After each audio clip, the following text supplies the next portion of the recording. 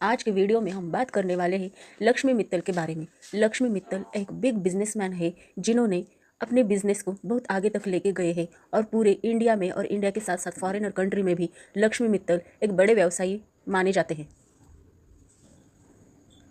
लक्ष्मी मित्तल का पूरा नाम लक्ष्मी नारायण मित्तल है और उनको किंग ऑफ द स्टील भी बोलते हैं। लक्ष्मी नारायण का क्वालिफिकेशन बीकॉम हो गया है और वो आर्सेलर मित्तल के अध्यक्ष और सीईओ भी है। लक्ष्मी मित्तल का बर्थ 15 जून 1950 में राजस्थान में राजगढ़ सादलपुर में हुआ था और वो हिंदू मारवाड़ी धर्म से बिलोंग करते हैं। उनके पिताजी का नाम मोहनलाल मित्तल था और उनकी माताजी का नाम गीता मित्तल था। उनके वाइफ का नाम है उषा कालरा और उनके पास 1.35 लाख करोड़ प्रॉपर्टी है। लक्ष्मी मित्तल दुनिया के सबसे बड़े बिग बिजनेसमैन और सक्सेस बिजनेसमैनों में से आते हैं। वो ब्रिटेन और एशिया में सबसे बड़े बिजनेसमैन हैं और L&M नामक उद्योग समूह के वो मालिक हैं। लक्ष्मी मित्तल को स्टील किंग भी कहा जाता है क्योंकि उनका स्टील का बिजनेस है। लक्ष्मी मित्तल है इंडिया से, लेकिन वो इंडिया में नहीं रहते हैं, वो यूनाइटेड किंगडम में रहते हैं क्योंकि उनके ज़्यादा करके बिजनेस आउट ऑफ कंट्री में है, ना कि इंडिया में उनके ज़्यादा बिजनेस है।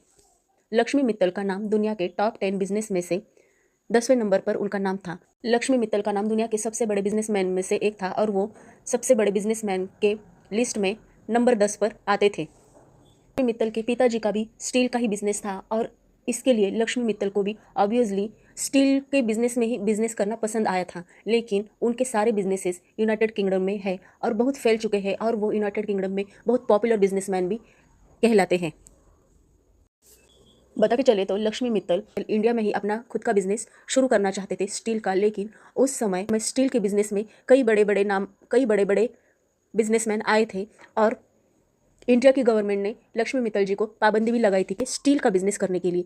तो आगे चल के लक्ष्मी मित्तल के पिताजी ने इंडोनेशिया में एक ज़मीन खरीदी थी, तो लक्ष्मी मित्तल ने भी वहाँ पे ही अपना स्टील का बिजनेस करना शुरू करने का सोचा था और वहाँ पे ही उन्होंने प्लांट खड़ा कर दिया था अपने बिजनेस के लिए। उनका यह प्लांट 1976 में इंडोनेशिया में शुरू किया था। उन्होंने जब एक प्लांट वहाँ पे शुरू करने के बाद उनको जब सक्सेस मिलने लगा तो वहाँ पे उन्होंने कई सारे स्टील के प्लांट शुरू किए थे। बता के चले तो लक्ष्मी मित्तल जी के बिजनेस करने की स्ट्रैटेजी कुछ और रही है, क्योंकि अगर कोई बिजनेस में अगर उनको प्रॉफिट बनता था, बहुत सारा प्रॉफिट मिलता था, तो लक्ष्मी मित्तल इंस्टेंट उस प्रॉफिट से दूसरा प्लांट भी शुरू कर सकते थे, लेकिन वो ऐसा नहीं करते थे।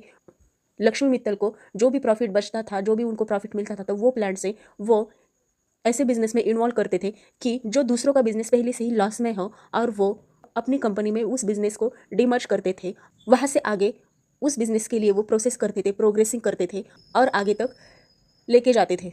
उनके व्यू से यह करना उनके लिए बहुत आसान था, क्योंकि अगर बिजनेस के प्रॉफिट से अगर दूसरा बिजनेस शुरू करते हैं तो उनको स्टार्टिंग से पूरे पैसा लगाना पड़ता था। तो अगर वो किसी लॉस में हुए बिजनेस में अगर वो पैसा लगाते हैं तो उनको जो बेसिक खर्चा है वो नहीं करना पड़ता था और उसके आगे की वो सोच सकते थे। इससे उनका बहुत सारा टाइम भी बचता था और बहुत सारे वो अपना पैसा भी बचा सकते थे।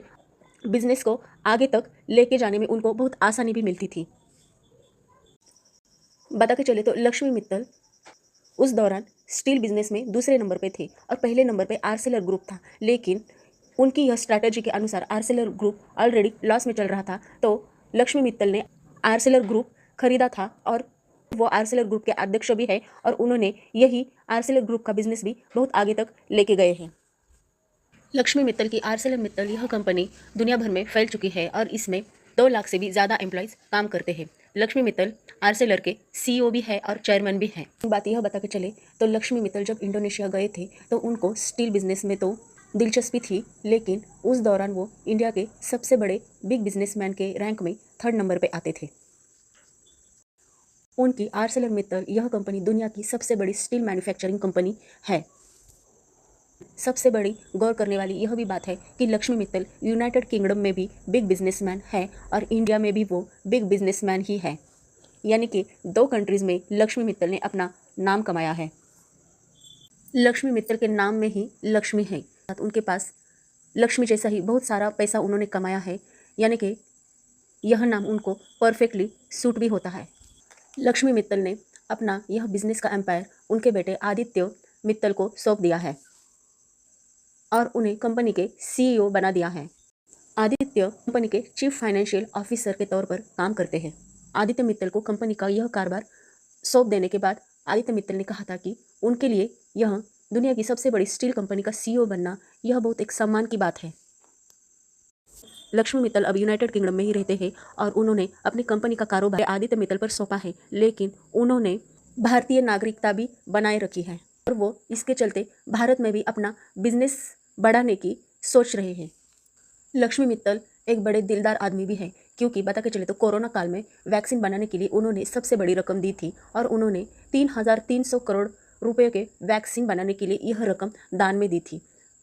आदित्य मित्तल के वाइफ का नाम मेघा मित्तल है और जैसे कि अंबानी अपनी फैमिली के लिए बहुत खर्चा करते हैं और शादी भी बहुत धूम धड़ाके में करते हैं, यानी कि सारी दुनिया को पता होना चाहिए कि वो किस कदर अपना पैसा शादी के लिए भी लुटाते हैं।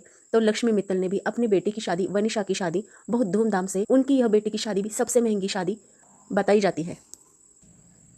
एक बात बता के चले तो लक्ष्मी मित्तल का क्वालिफिकेशन हिंदी मीडियम में हुआ था और उनका क्वालिफिकेशन कोलकाता में हुआ था, लेकिन हिंदी मीडियम से पढ़ाई करने के बावजूद भी लक्ष्मी मित्तल ने विदेश जाके, इंडोनेशिया जाके वहाँ पे अपना बिजनेस स्टार्ट किया और उसमें इतना उन्होंने बारीकी से एनालिसिस किया अपने बिजनेस का और उन्होंने यह बिजनेस आगे तक बढ़ाया।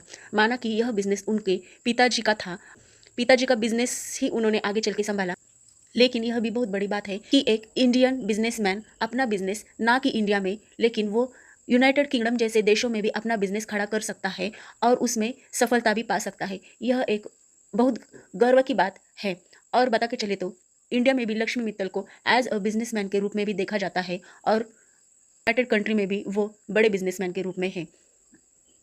और ऐसे बहुत ही कम बिजनेसमैन रहते हैं कि जो है तो इंडियन बिजनेसमैन, लेकिन उन्होंने अपना बिजनेस बाहर जाके, बाहर रह के खड़ा किया है, एम्पायर उन्होंने अपना खड़ा किया। यह बहुत गर्व की बात इंडिया के लिए है। यह बहुत गर्व की बात लक्ष्मी मित्तल ने दुनिया के सामने दिखाई है। लक्ष्मी मित्तल ने अपने शुरुआती दौर में उनके फादर के बिजनेस में एज अ क्लार्क करके अपना पार्टिसिपेट किया था। और बता के चले तो यहाँ पर इंडिया के लोग जब शोले और दीवार जैसी फिल्म देख रहे थे, यानी कि उस दौरान यह फिल्में रिलीज हुई थी और लोग बड़े प्यार से यह फिल्म जब देख रहे थे, तो इसी दौरान लक्ष्मी मित्तल ने अपने बिजनेस की ओर कदम रखा था और वो इंडोनेशिया आए थे बिजनेस के लिए, अपना बिजनेस आगे बढ़ाने के लिए। लक्ष्मी मित्तल ने 1976 में पहली कंपनी इस्पात इंटरनेशनल शुरू की थी और यह कंपनी ना कि भारत में उन्होंने एस्टैब्लिश की थी, यह कंपनी उन्होंने इंडोनेशिया में एस्टैब्लिश की थी। बिजनेस करने की अपनी अलग स्ट्रैटेजी के अनुसार लक्ष्मी मित्तल ने 1992 में सिबल्सा कंपनी खरीद ली थी और 1994 में सीडबैक को यह कंपनी भी खरीद ली थी, क्योंकि उनका यह बिजनेस करने का बहुत अलग तरीका था और इस करने का व्यू भी उनका बहुत अलग था। तो इसलिए लक्ष्मी मित्तल के जो भाई थे और उनके जो पिताजी थे, उनके विचार लक्ष्मी मित्तल के बिल्कुल खिलाफ थे, क्योंकि लक्ष्मी मित्तल को अपना बिजनेस फॉरेनर कंट्री में बढ़ाना था, क्योंकि उनके व्यू से वहाँ पे बिजनेस ग्रोथ के लिए बहुत अच्छा क्लाइमेट भी था और फॉरेन कंट्री में उनको बिजनेस बढ़ाने के लिए फ्रीडम भी मिलता था। लेकिन उनके पिताजी और उनके भाइयों का यह कहना था कि वो बिजनेस इंडिया में ही शुरू करेंगे और इंडिया में ही बढ़ाएंगे, लेकिन लक्ष्मी मित्तल तो अपना बिजनेस फॉरेन कंट्री में बढ़ाना चाहते थे। तो ये आपसी मतभेद के कारण उनके बिजनेसेस डिवाइड हो गए थे और उनके बिजनेस का जब डिवीजन हो गया था तो लक्ष्मी मित्तल ने जो फॉरेन कंट्री में उनके बिजनेसेस थे, वो फॉरेन कंट्री में उन्होंने अपना बिजनेस का एम्पायर संभाला और भारत में उनके जो बिजनेसेस थे वो बिजनेसेस उनके भाई संभालते हैं। आगे बता के चले तो 1997 में उन्होंने अपनी कंपनी को स्टॉक एक्सचेंज में भी लाया है। बिजनेस करने की अलग अलग स्ट्रेटेजी लक्ष्मी मित्तल ने अपनाई थी। बिजनेस की अपनी अलग स्ट्रेटेजी से लक्ष्मी मित्तल ने अपने बिजनेस में बहुत सारे चेंजेस किए और एक बड़ा एम्पायर भी खड़ा किया। इसके साथ साथ अगर बता के चले तो उनके यह businesses Mexico, Romania, Ukraine, Canada, south Africa और यूएस इस कंट्रीज़ में भी एस्टेब्लिश किए हैं। 2004 में L&M होल्डिंग्स और इस्पात इंटरनेशनल यह दोनों कंपनी भी लक्ष्मी मित्तल ने मर्ज की थी और यह दोनों कंपनी मर्ज करके एक नया नाम इस कंपनी को दिया गया था। ये कंपनी का नाम है लक्ष्मी स्टील कंपनी एनवी। उनकी आर्सेलर कंपनी यह पूरी दुनिया में एक सबसे बड़ी कंपनी बताई जाती है और यह कंपनी का बिजनेस सिर्फ स्टील का नहीं है, बल्कि इसके साथ साथ कोल, ऑयल, इलेक्ट्रिसिटी मैन्युफैक्चरिंग कंपनी है और यह कंपनी आगे की तरफ ग्रोथ ही कर रही है, अपना एम्पायर बढ़ा रही है। लक्ष्मी मित्तल की टोटल नेटवर्थ $15.9 बिलियन है। लक्ष्मी मित्तल का ये जो बिजनेस एम्पायर है वो टोटली 15 कंट्रीज़ में फैला हुआ है और यह बिजनेस में वो ग्रोथ ही कर रहे हैं। लक्ष्मी मित्तल ने अपने बिजनेस की जिम्मेदारी अपने बेटे आदित्य पर दी है। आदित्य भी इस बिजनेस में बहुत तरक्की कर रहे हैं और अपना बेस्ट दे रहे हैं।